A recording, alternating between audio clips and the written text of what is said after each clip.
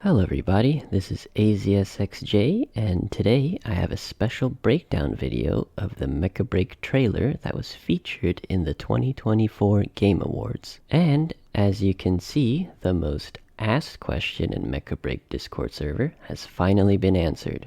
The release date is spring 2025. So, first off, I'm gonna start with just playing the video first, and I'll slowly break down the new features mentioned, and likely show you some things you've missed after.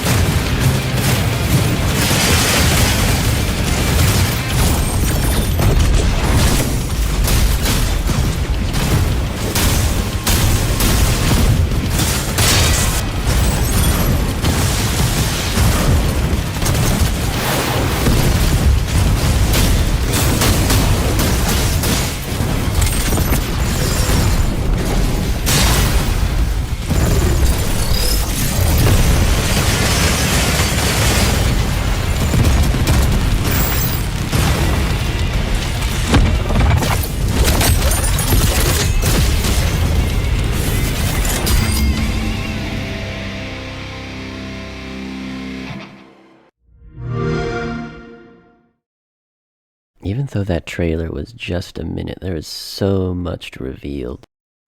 Okay, so first we're gonna go over the first 5 seconds of the video, and what we can see here is, let me just pause it, and you can see we have the pilot on foot slowly walking towards the hurricane, and you have these soldiers going back and forth. This is one of the features that Chris, the CEO of Amazing Season, which is a studio behind Mecha BREAK, he revealed back in April they were going to introduce a feature where players can actually walk around in the hangar and take a look at their striker, and there would be other activities you can engage in as a pilot as well. And so the game's not only just about strikers, there's also the aspect of moving around as your character that you created to give you that feel like you're a mecha pilot in this world, which I think is really cool. So I'm going to show the video, the feature being introduced. 现在玩家看到那个格拉库，它是一个真实的3维空间，所以说来讲，未来我们会开放整个格拉库本身。对，所以说这里有一段视频可以给大家看一下。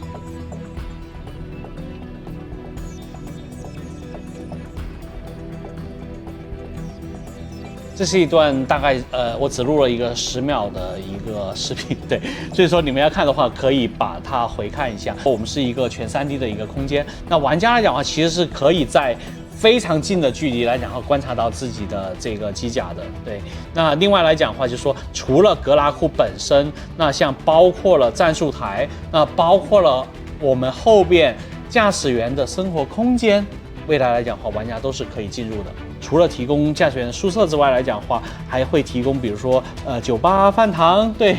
然后甚至是靶场等等的地方，就玩家可以，我们会给很多玩家来讲的话能去玩的地方。那这里面来讲的话也说一下，就是说我们会让玩家收集到的每一个特殊驾驶员来讲的话，都可以玩家可以去交互和操作，可以跟他对话，去挖掘他背后的故事。 Alright, so the second part we're gonna move on to, and it happens pretty fast, is the scene where a falcon, a Alisnus, and Hurricane fly through this like exploding structure. And let me rewind the footage. You actually see here Alisnus appears to be holding what looks like to be 2 energy autocannons, like one of the weapons that Alisnus usually uses, but he would only have 1. And if we move the footage over, you can see that it does look like some sort of rifle of some sort.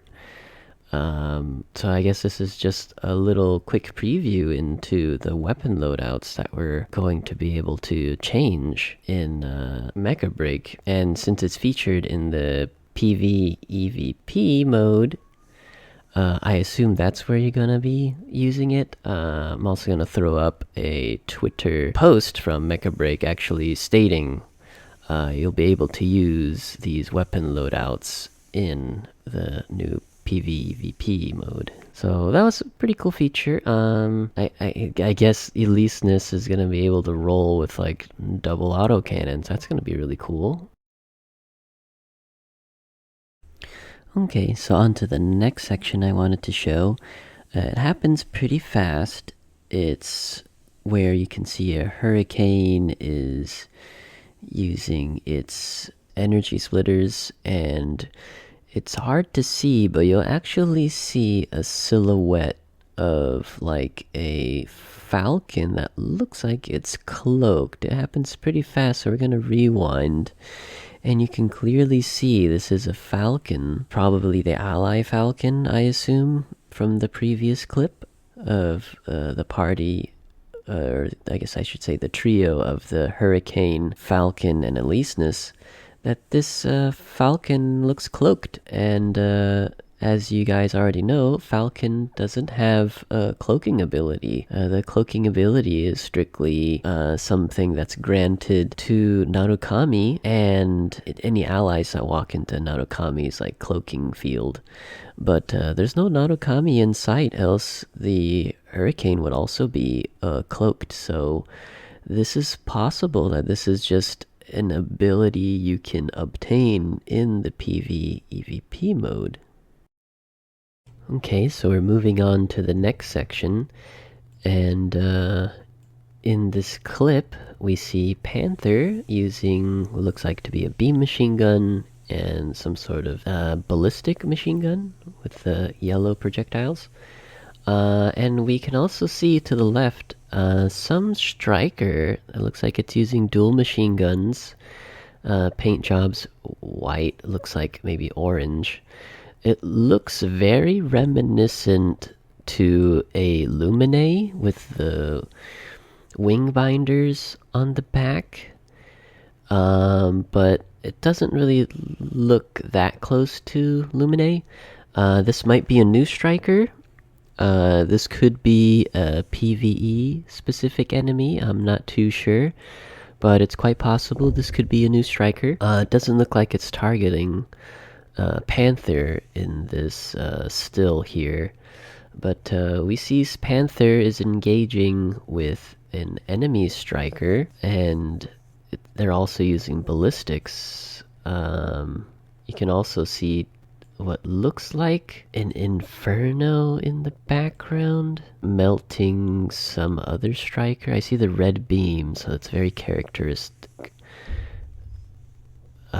or very iconic of Inferno when you're using its overcharged skill and you use one of its beam splitter attacks or beam focus. The beam will be red. But it looks like we're engaging with an Eliseness, it appears, and they're shooting machine guns.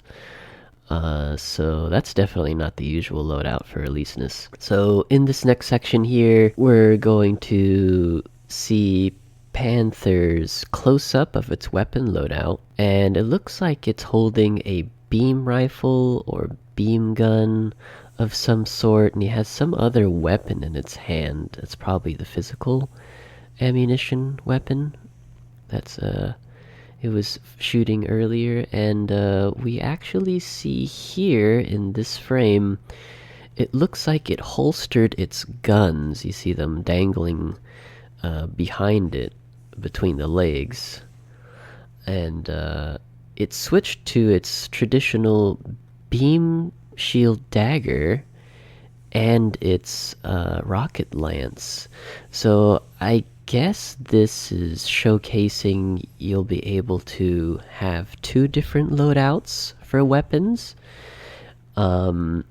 This shield dagger actually looks like it's more prominent. Looks like it has a higher output than usual. That I guess I don't remember the shield dagger being that large. But if this is the case, that's gonna add a lot of variety to strikers having two different weapon loadouts to be able to go full ranged, like the example of the Panther, and then switch to shield and melee. That's gonna be pretty huge. It's gonna cover a lot of weaknesses that strikers have with their kits based off of their weapon types. Like Elysinus, for example, barely has ranged, or doesn't have really good ranged options. The fall off damage from the beam rifle, or I should say the beam autocannon, is pretty high. Accuracy's not so great. So if you can swap that out to maybe like Skyrider's beam rifle, that's going to be huge, because that thing has like a charge shot and can penetrate. So I'm really looking forward to this new PvEVP mode being able to add more variety to your strikers to cover weaknesses, switch out the weapons, and maybe even be cloaked just like the Falcon we saw. Imagine like a cloaked Panther just waiting to come in with this charged rocket lance. That's gonna be pretty devastating. I also just wanted to quickly point out this striker in the background of the fight with the Elysinus and the Panther, where there's looks like a dam or waterfall. The silhouette kinda looks like a Aquila. Looks like it has red eyes. And it's actually shooting a blue laser beam, and it actually makes contact with the Elysinus here, and it switches priority towards, it looks like, the Panther as it autocorrects. My guess is the fact that it was targeting the Elysinus initially. I don't think this is a new striker to be released. I think this is just a PvE enemy that just happens to be in the background intervening with the fight with Panther and Elysinus, although they look like they don't really care about the inconvenience that this new striker is bringing, or I should say PvE enemy. But you know, I could be wrong. Maybe this is a new striker that would be playable. Just let me know what you guys think in the comments below, 'cause I'd love to know what you guys think as well, because this is just my interpretation. Okay, now let's jump into the next clip. So now we see the PvE mode, showcasing the Falcon flying through, revealing a little bit more of the battlefield. And what we have here that's pretty interesting is we have a Welkin engaging with a PvE enemy. And you see there's corite crystals, these light blue crystals sticking out of this striker. These are corite crystals. And in this world of Mecha BREAK, corite is a substance, it's like a mineral that started sprouting out of the Earth's surface after the catastrophe. I have a lore video explaining this. But basically, this PvE area has large concentrations of corite. And this mineral actually generates energy. That's why you see like thunderstorms gathering around it. They're like plasma storms. It's actually the reason why we're actually going into these areas is to harvest the corite, because the corite powers our strikers and it powers society. So everyone's after these corite crystals. But it's also toxic to humans. And in higher concentrations, it'll actually solidify plants. So it actually looks like here, the high concentrations are actually sprouting crystals out of this enemy, which looks really cool. I think that's a pretty cool aspect there. So I guess if there's a lot of corite exposure, maybe even our own strikers could start sprouting these corite crystals. But we'll just have to wait and see the explanation behind this. But I think this feature is actually really cool touch to these PvE enemies that are like corrupted, or the overexposure of corite pollutions actually sprouting crystals. That's super cool. Alright, so moving on to the next section, we're gonna play the footage. We see Welkin finishing off this enemy, and then you see jumps onto this vehicle called the weaponized glider.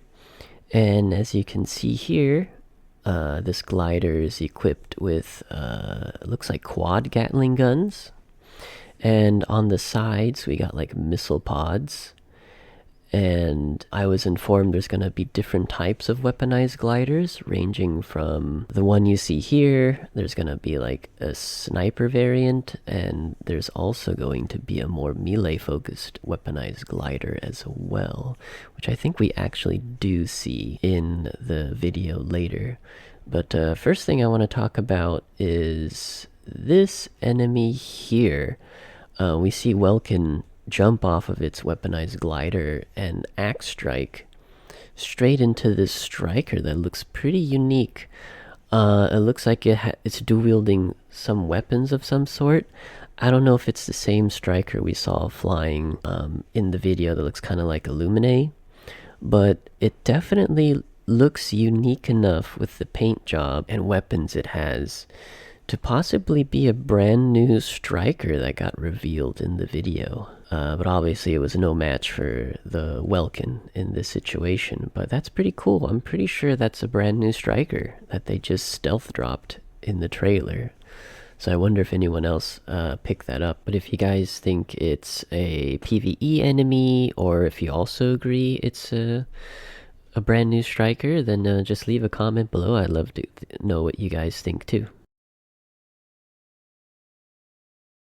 Okay, so moving on to the rest of the clip, we see Welkin jump back onto the weapon glider and fly towards what appears to be Makalu from the Thea Vanguard that we fight in the Mecha BREAK prologue for the open beta test. And we see Welkin flying around in this arena. And if you see in the background here, I'm gonna freeze frame it there, you can actually see the melee focused weaponized glider has like a big kind of sword, reminiscent of Gundam Seed's sword strike. So that's pretty cool. One side has a beam to it to cut strikers. And just looking at the situation here, there's just so much chaos going on. You know, you got guided missiles flying everywhere, lasers from Makalus being split into all different directions.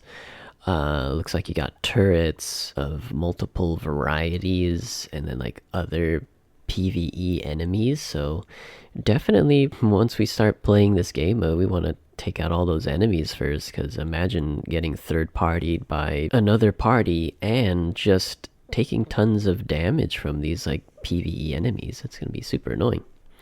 But obviously that's going to be the strategic part behind surviving the PvPvE game mode and extracting with all your, strikers intact. So this is going to be fun variety here. Alright, so moving on to the last segment, we see Aquila engaging on, I think, Cape Blanc Observatory, and we can see the Aquila taking a pop shot on a downed Welkin and actually blowing him up. It's possible this is just like a cinematic video clip. Let's look how cool the gun is. It reminds me of like, is it S-Com? S-Gundam? But anyways, he takes a pop shot to a downed Welkin. It's possible this could be a ranged execution.